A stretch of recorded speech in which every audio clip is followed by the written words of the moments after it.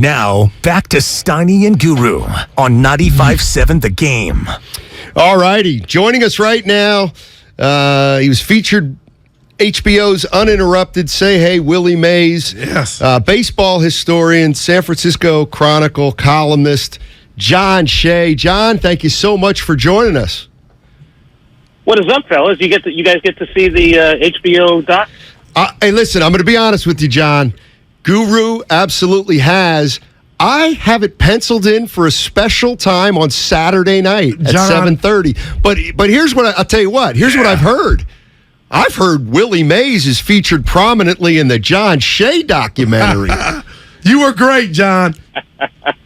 My man. Yeah. Thank you. Yeah. Hey, let me ask you this, John. Look, I was in the media. I'm in the media, and certain writers and reporters develop relationships with players, and I never thought most athletes ever let's say the media in. I think the media always wanted to be in the bubble, but players are players. You've seen. Can you talk about your relationship with Willie Mays? Because from the outside, it really does feel like you have a special friendship and relationship with Willie Mays that happens very seldom between media and a player of that stature. Well, maybe it's different because I didn't cover him as a player. If I did, it might be different because, but then again... But you are a media guy now. You are a writer now. Exactly. But Willie Mays especially is different. I think he's everyone's friend. If you're a baseball fan, a Giants fan, a sports fan, he's your friend. I mean, you see it, it's like he's pretty universally beloved. I mean, a guy who was never booed at Ebbets Field or Dodger Stadium. Posey goes in there. I mean, what's wrong with Posey? He gets booed. And Bonds, of course, got booed a lot at Dodger Stadium. But like in May of 1951, when Mays got called off to the military, his final at-bat before this in 2 years was in the eighth inning at Ebbets Field, and he got a standing ovation walking off the field. And this was only his second year in the big league. He was a 21-year-old kid. So, people just love the way he played, love the way he talks, and love the way he expresses himself and inspires people. So it's been kind of easy. For me personally, I mean, I grew up in the Bay Area watching him, and then went to San Diego for most of the 80s, came back in 88, and by then he was back in the organization because Bob Lurie and Al Rosen brought him back in 86. Remember, Bowie Kuhn suspended him and Mickey Mantle. Wise decision, right? Because of their association with casinos, and they did nothing but sign autographs and right. What year was that? And then, and then Peter Ueberroth came from the 84 Olympics, became commissioner in late 84. What's the first thing he does? He brings Mickey and Willie back in the game. He poses Sports Illustrated. They're back. I mean, the easiest PR move of all time. Yeah, right. Bring Willie and Mickey back to the game. So that was 85. 86 said, hey, man, work with us. So he's been with the Giants ever since. Peter McGowan showed up in 93, gave him a lifetime contract to be Willie Mays, an ambassador, a coach, an advisor, whatever. And he took that. A lot of teams hire these guys, but you never see them. Mays was always in the clubhouse before the pandemic, and working, covering the Giants and all this. I mean, of course, if he's holding court, you're going to be there. And I wrote about him a bunch, and he trusted me because he kept talking to me. Right. So eventually, I asked him, like way back in 05, hey, how about a book? And he doesn't say yes or no. He said, I'd like to see it in classrooms. So, okay, man, that's cool. Let's inspire people, and let's get your word out, your messaging, and what lessons should we share? And that was, project of a lifetime. And then this documentary comes off, and this is like a parallel path project of a lifetime because they asked me to help out and assist with art or contacts or I didn't think they would use so much of me in the documentary. They have all these legendary people they could speak with, so that was kind of an honor, man. Yeah, John, in your wardrobe, I told the guys second to none. As a kid say it was fire. You were clean. Let me ask you this, because I've been telling everybody that'll listen, John, there's nothing like history because you think you know, you don't know.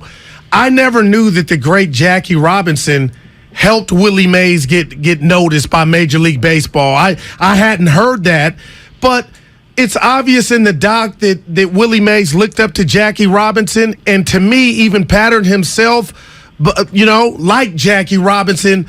But what kind of, I don't want to say turned me off, John, was when the social issues start to come about, that Jackie came out and spoke that he thought Willie should do more.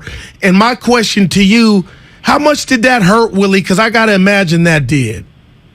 It hurt him a lot. It was very hurtful. He did not appreciate that at all.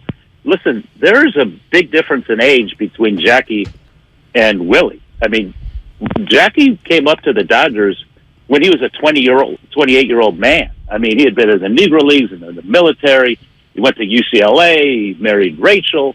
And then here comes Willie, a year out of high school, 20-year-old, and he's a starting center fielder for the New York Yankees in the Polo Ground. So, I mean, Jackie, by the time he was in the majors, was an established person in life, in the world. And Willie was fresh out of high school without that college education. His dad telling him, hey, don't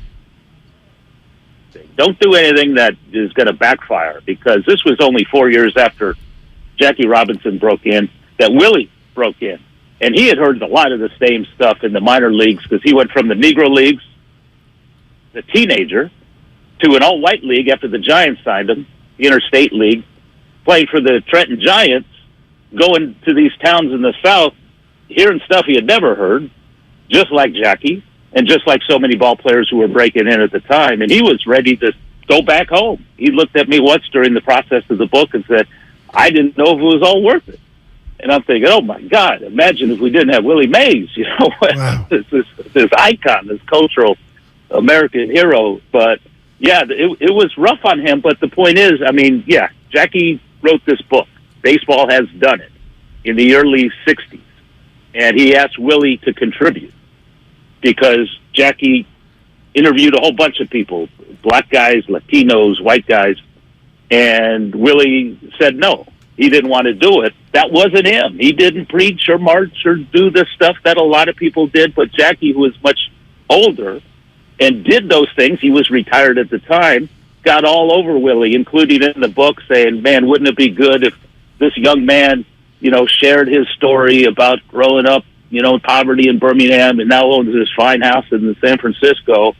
But Willie said, no, it's not his thing. He wasn't doing those things. And, I mean, Jackie opened the door for Willie, who opened the door for these younger gentlemen, named Bill Russell and Muhammad Ali and Arthur Ashe, who did those things Jackie wanted to. But not everybody's the same, right, man? Right. So Willie did it. In fact, Bill Clinton in the book told me this wonderful line. He said, Willie Mays made it absurd to be a racist. In other words, the indelible images, not just the words, but the actions and the lasting images, the things he did that changed minds and changed people is what Willie Mays was all about. You're listening to John Shea. He's featured prominently in the Say Hey Willie Mays documentary on HBO. And his most recent book, Long Shot, clearly is about Marge Schott. That one, I have too much to ask you about this before we get into her. We'll bring you back for her. Hey, it's not her. No, it's not her. It isn't? All right. Well, that's a good tease. That's a tease. Was there any similarity? You were talking about the way Mays didn't like to dip his toes in some things outside. Is any similarity between a Mays and a Michael Jordan in that way? Absolutely. Though obviously Michael Jordan did not grow up in the Jim Crow South during the Great Depression with hardly any money and these shotgun homes that the industries built for the people working in the mills and outside of Birmingham at the time. So it's impossible to compare those. But I see your point. Jordan didn't want to say things maybe because of financial reasons. He didn't want to piss anybody off on this side or that side because it would hurt his payday. Now, that's not why Willie Mays didn't say things. Nobody was getting paid back then. The most he ever made was $165,000. So he did things just because his dad told him. That was his upbringing. That's the way kids from that area, because the chance to preach or march like there was later, because Willie opened the door and Jackie opened the door for, like I said, the Jim Brown, the Muhammad Ali, and all these fine gentlemen who were younger than Willie, able to do things that maybe Willie wasn't able to do at the time. Yeah, and you know what, John? We all have our lane. You just mentioned it. Some are quiet, some lead, some march. But I thought it was poetic that when it came to the neighborhood that Jackie and his wife were trying to move into, and a predominantly white neighborhood, they didn't want him there. But Willie, he fought for that. He didn't back down. And again, I know that's different than the social issues, but it's almost the same concepts. And just from afar, I appreciated that he told his wife, no, this is the house we want. They got it. And, things happen. But, I just hate that Jackie did that and he had his reasons. But I got to ask you this, John. Willie Mays, to me, was Barry Bonds' second father, if you will. And I was at the ballpark on 3rd and King when they retired Barry's jersey. I never knew Willie speaking kind of just, that was freestyle like that. That wasn't on the list to do. And I know nobody loves you like your parents or your family, and nobody can do any wrong sometimes. The love is blind. Barry Bonds, to me, John, is the best baseball player I've ever seen, but I know what comes with it. Some people out of California here say he cheated. Have you ever been around Willie when he's asked about Barry or the allegations come up? And my question is, I know I'm long-winded here, is does Willie defend Barry to the point to where that's never happened? Or how does he act when those allegations come up about his godson? No, it's a great question. Willie will never say that stuff didn't happen with Barry. He probably knows, like everybody knows, if they read the books or the accounts of Balco, etc. But that doesn't matter to Willie, because the association with Barry goes back to Bobby Bonds. It wasn't just Willie and Barry. I mean, Bobby Bonds, who was ultimate 5-tool player, had more 30 years than Willie Mays. I mean, he could do it all. He could probably run better than Barry. He could definitely throw better than Barry, but he just didn't last a long time like Barry. Went from team to team, in fact, put up great numbers every year, but there were issues. So, but he was supposed to be the next Mays. And Mays hated that, because he hated putting pressure on these young kids coming up. And Bobby came up like in late 60s, early 70s. And he was an amazing player by 1973, MVP of the All-Star game. I mean, he could do it all. Like Willie, he could do it all. So, born, and then he was 3 or 4 or 5, and he was kind of a pest to Willie in the clubhouse. And Willie talks about that, and Barry talks about that. But Barry idolized him as a young kid, always at his locker, following him out the center, trying to do these basket catches, getting hit in the head, putting his glove on the wrong hand so he could be like Willie. And then, obviously, Willie's traded to the Mets in 72, and Barry goes on, plays high school ball, and goes to Arizona State, and goes to the Pirates. And then when they're reunited, Willie has a lot to do with them coming back to San Francisco. But when Bobby died in the early 2000s, it was Willie Mays, who always treated Bobby like a younger brother, visited Bobby at his deathbed, and Bobby told him, say, Willie, you got to take Barry for me, because you're really the only guy he listens to except for me. So with Bobby gone, Willie took that and said, okay, you got it, brother. And then from then on, no matter what Barry did, no matter what controversy he got into, Willie was always there. And I used to see him at his locker, in Murph's office, in the clubhouse. I once saw Willie in the middle of the clubhouse stretching out Barry, who was lying on the floor, and Willie's pushing up his leg before a game. And I said, oh, my God, this guy does everything for Barry. And so Bobby asked him to do that, and Willie, who's loyal and faithful, said, absolutely, I'll do that. So Willie was always by his side. And then, like you said, he gave that little speech the day that Barry had his number retired. It was totally unexpected. It wasn't on the program. The game was delayed because of it, but he spoke 11 minutes from his heart, no script. That's Willie. And campaigned for Barry to be in the Hall of Fame. Yeah. that is shown in this documentary, and whether this makes any difference for voters, and it's now in the Veterans Committee's hands, who knows? It might.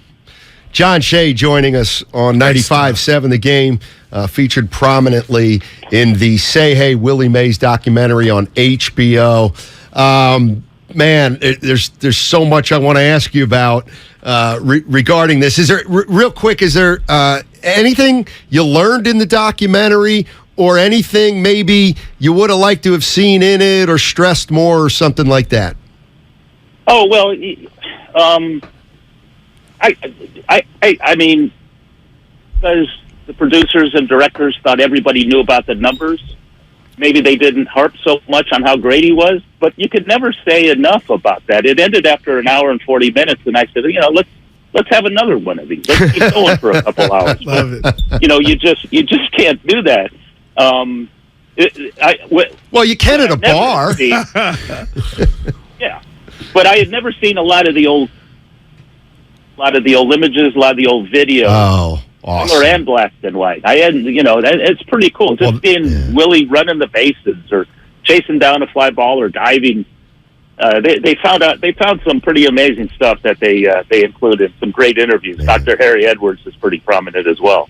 Man, speaking of which, so cool. I was going to ask you about Dr. Harry Edwards. He mentioned that the Negro Leagues, I didn't know Willie won a World Series in the Negro Leagues, as a youngster, but he had mentioned that Major League Baseball, after Jackie and Willie left, would come poach the stars out the Negro Leagues. Yeah. And it's kind of unfair, John, to ask you how everybody is feeling. But do you think if Jackie and even Willie knew that them, progressing and going to Major League Baseball would kind of kill the Negro Leagues, how they would kind of feel about that? Because if I'm correct, that's pretty much how it would happen, right? Yeah, no, you're right. But the Birmingham Black Barons in 1948, they actually won a pennant, not a World Series. They lost to Homestead Grays in the final Negro Leagues World Series in 1948. And by then, Jackie had been in, Larry Doby had been in, the Dodgers are adding a couple more guys. So the interest in the Negro Leagues began to wane because all the fans started paying attention to the Brooklyn Dodgers and the Cleveland Indians, because they had black men on a team, which was just amazing at the time. So obviously your faith is kind of going away from the Negro Leagues, because suddenly they're taking, it's not just the older, they didn't bring in like the old legends. They brought in the young guys who were just breaking in, and it was. I mean, yeah, some great points were made, but the demise of the Negro Leagues. I mean, the Negro Leagues were created because black men couldn't play in the major league. Right. That's what it was about from 1920 through 1948. But the league continued after 48, even though there wasn't a final World Series. But young Willie Mays played in the final Negro Leagues World Series as a sophomore in high school. He was 17. And he was a starting center fielder. The center fielder named Norman Robinson broke his leg. Willie at the time was playing weekends, or sometimes he was in the field, second game of a doubleheader. Then this guy in center breaks his leg, and they put Willie out there. He was chasing down everything. So the pitcher said, man, keep that guy out there. He wasn't hitting like we knew Willie, later as a hitter, but he could run the bases like nobody and chase down everything in the outfield. And he wasn't a great hitter then, but he evolved. He was a sophomore in high school playing with legends, these guys in their 20s and 30s. And they won the pennant. They beat the Kansas City Monarchs, a famous team, to win the pennant. And then Homestead took them down. But I think Willie got like the game-winning hit and the only win in a 4-1 loss in a best-of-7. But yeah, after that it kind of went away. But Willie Mays, as a junior and senior, beyond the Negro League World Series, they were still playing. They still had legendary players, but he got better and better. Then he was taken by the Giants right after that. But it's a shame, because talking about poaching, they took the best players.